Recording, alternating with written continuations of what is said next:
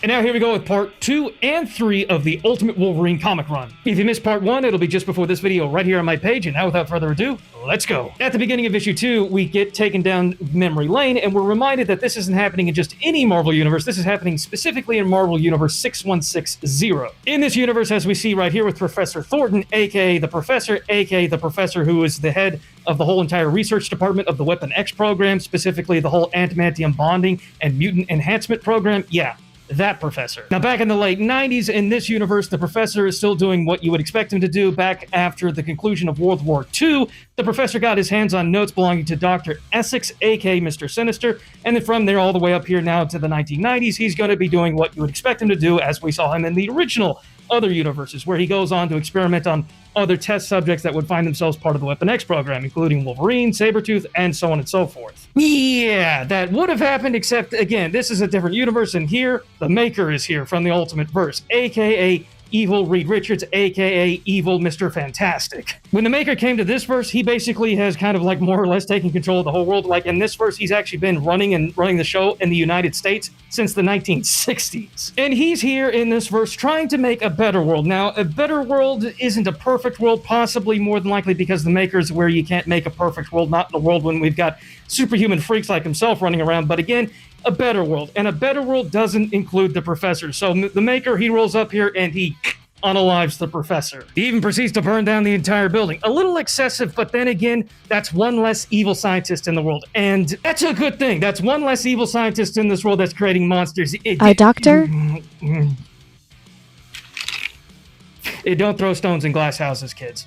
Anyway, back to the comic. The Maker, in an effort to make a better world, is trying to help out the people of the Eurasia public. Eurasia, I'm getting better with the enunciation. Now, the Maker, he gave the goal over to the people basically running Eurasia, which is evil Colossus, evil Magic, and, well, I don't think Omega Red has ever been a good person, but we'll just go ahead and say evil Omega Red as well. Anyway, like I said, the Maker, he wants these three evil characters to basically turn Eurasia into, like, the center hub for all of mutant kind. But in reality, they're actually kidnapping all of these mutant people, from children all the way up to adults, running these cruel experiments, and, well, you know, we've already seen what happened to Wolverine in this verse. I mean, he's been transformed into a pretty effective, pretty terrifying Winter Soldier. A living, breathing weapon that also comes equipped with a pretty powerful healing factor, so Magic, Colossus, and Omega Red, they're a little bit suspicious that more than likely the mental conditioning for their Winter Soldier is possibly beginning to wane, and more than likely their weapon could potentially turn on them. They're even suspicious of the Doctor, who's the head of the entire brainwashing, transforming Wolverine into Winter Soldier program. Colossus, in an absolutely genius move, wants to actually test and basically assert dominance, kind of like the alpha of a wolf pack,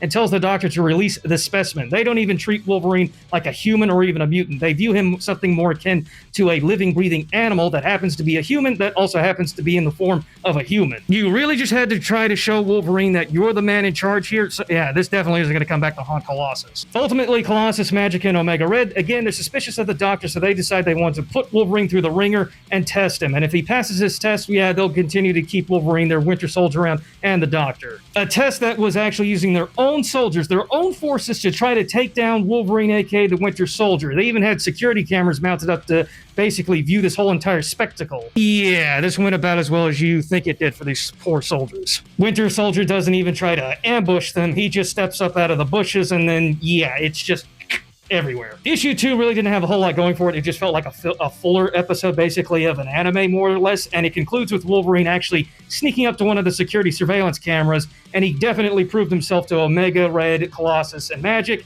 and he even takes out the security camera. So more than likely, this is a tease that his memories are, in fact, slowly recovering. Issue number 3. 17 miles outside of Russia, a defector from Russia is hoping to join up with the resistance, aka the opposition, in the Eurasia Republic. The opposition being the good guys that Wolverine actually belonged to before he got kidnapped and then brainwashed by Colossus and everybody. And these opposition members, they're not just ordinary people. Oh no. These opposition chief lieutenants are actually Gambit and Shadowcat. And this person that they came all this way out here on this cold, chilly day to recruit into their forces isn't just any average, ordinary person either. In reality, this person from Russia is Natasha Romanoff, aka the Black Widow. Also, side note, Gambit looking like Solid Snake here with the eye patch. We need more of this in the comics. Now, bad guys, they're not too happy with Gambit and the opposition, considering the fact that Gambit, he actually took out one of their key locations and one of their key leaders, if not their actual head leader, which was actually the brother to Magic and Colossus, aka Mikhail Rasputin. So yeah, after what happened to Mikhail Rasputin, they're a little ticked off, and now they want to dispatch their ultimate weapon to track down Gambit and the opposition ranks,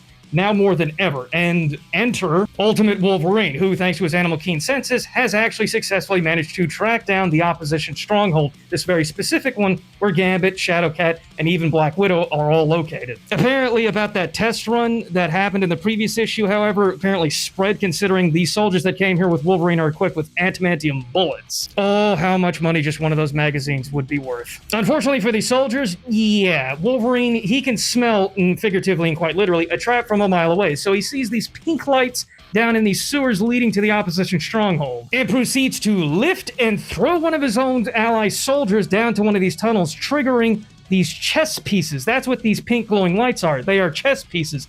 And if you know anything whenever it comes to Marvel Comics, you know what these chess pieces are. They are essentially minds supercharged by Gambit. So to clear a path, that's actually why Wolverine threw the soldier down there, to trigger these chess pieces that have been supercharged by Gambit and slowly clear a path. Brutal. Thankfully for the opposition members, when one of these little chess piece mines go activated, that's enough of a warning to let them know that, yeah, this stronghold not safe anymore. They've been discovered. It's time to get the hell out of Dodge. Especially when on the security cameras, like a horror movie, they just see that all of this destruction, all these security measures with Gambit using these chess pieces, yeah, it's all been for nothing, and it's all been defeated by just one person. Everybody prepares and digs in for a fight. More than likely, whenever this weapon arrives, Gambit shares a brief kiss with Shadowcat. Apparently, they got a relationship going on. And again, something straight out of a horror film, whenever they need to load up this truck to get the hell out of a Dodge, they can't get the engine to start. Natasha, she's trying to get it started, but can't, and just hurry up! Thankfully, just as Wolverine is quite literally cutting his way through a security door and makes his way into this room, they get the engine started, and they take off. Unfortunately, comic book accurate Wolverine can actually run at a pace, a speed that's actually equivalent to what we saw in the MCU movies.